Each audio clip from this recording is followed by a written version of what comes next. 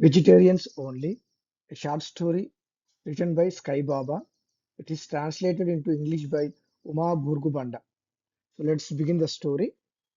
We had been walking since morning in this basti. Our legs ached badly. The soles of our feet burned. We had roamed all the streets and bylanes. We greeted every to-let board that we sighted, and there were many more streets left to search. We had covered all the lanes to the right and left of the main road. Of the three houses we had looked at, we liked one very much. It was a small portion of a house. The rent was 1500 rupees per month, one room and a small kitchen. In a big city like Hyderabad, this would do for a couple like us. The owner asked us to pay 2 months' rent as an advance. We said that we would pay 1 month's rent now and another after moving in. He agreed. We were relieved. Paying 3000 immediately would have been impossible. We only had 1500 right now. So this worked out well. We were anxious to give the money to him immediately. Both of us had the same thought. We would be in deep trouble if someone else gave him an advance before we did. I took out the money and gave it to him. He counted the money and said, "All right, when would you like to move in?" "Right away, sir. We'll bring in some of our things this evening," I said. "Okay." Has he turned to go in? He paused and asked, "What's your name?" I hesitated for a few seconds. We looked at each other. My heart sank.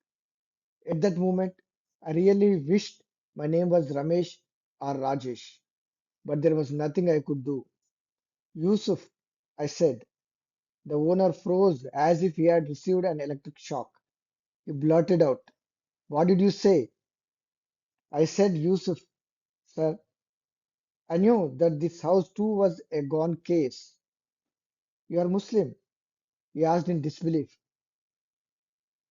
"Yes, sir, but there won't be any trouble. I leave for work early every morning, and she's doing her MPhil in Telugu." I was mentally searching for more things to say, even as I felt that whatever I had said was not going to satisfy the landlord. I felt that there was nothing I could say that would please him. "I thought you were our pupil, going by the Telugu you spoke. I'm sorry, but we can't rent out the house to Muslims," he said as he tried to return the money he had taken. Shaheen pleaded, "Sir, we really like your house. We're really tired with all the searching. We won't trouble you in the least bit. We are both educated, sir, and we'll keep the house very neat." "I'm sorry, my family will not agree," I said. "Sir, why don't you consult them once? Please tell them about us. Please ask them to speak to my wife." The owner gave me a strange look. "Sir, please," I pleaded. "Okay, let me see." He went inside. I sighed. I was hoping they would agree. We wouldn't hear the conversation inside. No raised voices. Maybe his wife doesn't mind. I whispered to Shaheen. The owner stepped out. "I'm sorry. They are not willing," he said as he handed back the advance. And without looking back even once, he retreated inside. A thorn pierced our hearts once again. I slipped the money back into my pocket, and we began our search all over again. We roamed all the streets in the vicinity, but didn't find a single house that we liked. After a while, we thought maybe only Muslims would rent out houses to us Muslims. So we started off in the direction of a Muslim locality. I recalled what my friend Shankar said about Chintal Basti. He said that you could find people of all castes and religions there. Moreover, they were all just ordinary people, what you could call the masses, not only Muslims but Christians and even Jains. People who migrated to Hyderabad from all over the country seemed to be living there. He said that you could see a large number of Nepalis too. Chintal Basti also had a large vegetable market, and the general weekly market was on Sundays. So everything was easily available, and the bazaar would be bustling with people, mostly from the working class. walking around to buy their daily food and other necessities. All this made Chintal Basti very convenient and an attractive proportion to us. Immersed in these thoughts, we reached the Muslim neighborhood in no time. The houses were narrow and small. Poverty announced itself from every corner. Most of the front doors were closed. A few pardas appeared here and there. A newly built house carried a to-let board. Our spirits rose. We rang the doorbell. A sweet voice called out, "Who's that?" We saw the to-let board. "Please wait for a few minutes." "Okay, thanks." After a few minutes, the owner emerged out of the house, adjusting his lungi. He threw a surprised glance at us. He looked at me and asked, "What do you do?" "I'm a journalist and she's studying in the university. It's just the two of us." "Are you from Andhra?" he queried. "No," I replied. "Why do you ask?" He gave Shine an irritated look. "You don't wear the parda?" "No," said Shine in a neutral tone. "Why?" he asked. Shine was nonchalant, just like that. He leaned against the wall and said in an insulting tone, "We won't rent out our house to people like you." I was tempted to retort in the same tone, but I controlled myself with some difficulty. Shine was bursting with rage and was about to say something when I pressed her hand to restrain her. He continued to stare at us insolently. We had a strong desire to burn that look. Suppressing our anger and anguish, we stepped out onto the road. "It's no use. Muslim will not rent us a house. You have to search in the non-Muslim areas." "You seem really tired. Go back to the room. I will search some more," I said to Shaheen. I set out in another direction. I was reminded of an incident similar to what just happened. Ibrahim was my batchmate at school and a distant relative too. He had come once to visit us in our room. We were living in Saidabad then. As we were talking over dinner that night, he mentioned that a portion was available for rent in his mother-in-law's house in Pisalbanda. I immediately asked him to inquire whether we could rent the place. We were shocked to hear his instant response. "My in-laws will not allow people who don't wear the burqa or the farda." I was even more pained when I recalled this incident. I came to the second main street and entered the first lane. On one side were houses with two and three floors, and the other side were houses with just the ground floor. Those were clearly not houses made for renting out. So I began walking, looking up on the side of the storied buildings. I was excited when I saw a to-let board hanging from the second floor of the fourth house in that row. I paused near the front gate and looked around.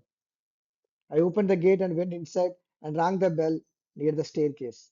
I walked out again and waited, looking up at the second floor. A woman emerged from the first floor balcony.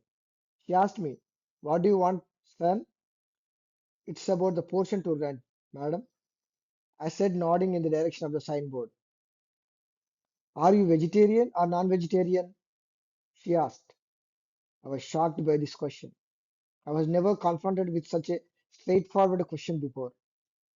For a few minutes, I didn't know how to respond to this. Of course, I couldn't lie. I sighed to myself. We are such truthful beings. "Non-vegetarians, madam," I said. "Sorry." Not only did she shoot back the reply instantly, but also disappeared inside right way. I felt ashamed with myself. Or did I feel ashamed of the world? I looked around. Thankfully, there was no one around. I moved forward warily. What did she mean exactly? That they won't rent out the house to Muslims? No, that was not it. They won't rent it out to anybody who was non-vegetarian. So who could she be? Who are the people who are purely vegetarian? There would be so few, isn't it? So are these people among the few? And who are non-vegetarians? Think about it. Muslims, completely non-vegetarian. Christians, Yes, perhaps. Dalits, backward castes? Yes, all of them are non-vegetarian. So, who does that leave out? The Brahmins and the Vaishyas. So, these people must belong to one of these communities. So, that means they will rent out the house only to people from their own castes. Oh, how clever these people are. You can learn so much from just one single question. And in one shot, you can eliminate so many people. Remarkable. Meanwhile, I saw another toilet board nearby. I walked towards full of hope. There was something else written beneath the words. Toilet. I moved closer, wondering what it was. Only vegetarians. Oh my God, this was direct speech. There was no need to ask for any more information. The board simply said, "Get out." This lane was of no use. I moved on to the next lane. After more searching, I left the lane to move into a cluster of houses. There were many houses, but none carried any boards. I spotted an old woman sitting on the veranda of a house, chewing betel nut. I approached her and asked, "Grandma, are there any houses here for rent?" "That house there, son, that has a portion to rent," she said, pointing out a house to me. Her words were soothing to my ears. I went to the house and knocked on the door. There was a small gate on the side, and I could see part of the house. I waited for some time and knocked again. There was a hand pump in one corner of the house. A girl stood pumping water into a plastic pot. She was staring at me. I adjusted my hair and looked a little impatiently at the door. I was about to knock on the door once again when the door flew open as if by magic. A stout, fair-skinned woman stood in the open doorway, and she looked at me with a question in her face. "Madam, I heard there were rooms for rent." "Yes, there are. Are you a bachelor?" she asked. "No, I'm married. Just the two of us." "You work somewhere?" "Coming through the side gate," she said, and without another word closed the door on my face. Thank goodness. She seemed to have some faith in me. "I hope the rooms are good." As soon as I opened the gate and went inside, she led me up some stairs. I followed her. "Where are you living now?" "Erramanzil, Balapur, ma'am," I replied. She unlocked the door and stepped aside. "Take a look," she said. It was just one single room. There was no wash basin, sink either. I asked her about that. She pointed to a small drain hole in one corner of the room. There was a pipe that ran downstairs. She said we should wash there. There was a bathroom and a latrine adjoining the room. That seemed all right, I thought, but I was doubtful. So I asked, "Are these just for us?" "No, there are two families living on the other side. These are for common use." "So we'll have those people coming near our door every time they needed to use the bathroom or latrine?" This wasn't going to be easy. But what to do? It was already the 30th of the month and we had to vacate the following day. "All right, okay, ma'am. How much is the rent?" 1,500, she said. I waited for her to say more. She didn't ask for a 2 months advance. What luck. I was really pleased. I thought to myself that even if it wasn't all that convenient, we ought to adjust and manage somehow in this house. "Can we move in tomorrow?" Suddenly she asked, "What caste are you?" My heart sank. What does this mean? How does it matter who we were? I wanted to scream that we were just human beings, but she wasn't going to understand all this. And anyway, no Brahmins or Reddis were going to come to her house. But there would be no hesitation in declaring that one was a Reddy. But why was it so difficult to say you are a Muslim? Maybe it would be as difficult to say that you are a Mala, Madiga, or a washerman. "We are Muslims, ma'am. My wife did her MA in Telugu. You won't be any trouble at all." I was going to say more when she dropped another bombshell. "Do you eat beef?" How was I to answer this question? If I said yes, there was no way she would rent the house to us. What were we to do? The last time I was asked this question, I had shaken my head saying no because we badly needed the place and had nowhere to go. A month later, the landlord caught me buying beef at a meat shop. Well, what can we do? There's the cheapest meat. They abused us really badly that day. They asked us to vacate the house instantly. You are shamed in front of the entire neighborhood. The owners were Golla people, a cattle rearing community. One of them almost beat us up. We left immediately and took up another house, even though we had to pay more rent. And now, here was a question again. I sighed. It was difficult to live in this world. What did it matter what we ate? What was I to do? Ma'am, we eat beef once in a while. We won't eat it if you don't want us to. We really need the house. We have been searching since morning, I said in a pitiful tone. We won't rent the house to those who eat beef, she said as she locked the room. I simply stood there not knowing what to say. I had already stooped before her and said that we wouldn't eat beef if they didn't like it. What more could I do? I felt like shouting out to her. The whole world eats cow's meat. But she didn't even glance at me. She walked downstairs wordlessly and I had to follow her. Okay, so this entire neighborhood was going to be useless to me. The girl I had seen earlier was now pumping the water violently. I felt her violence was directed at me. Thank you for listening to the audio. Thank you very much.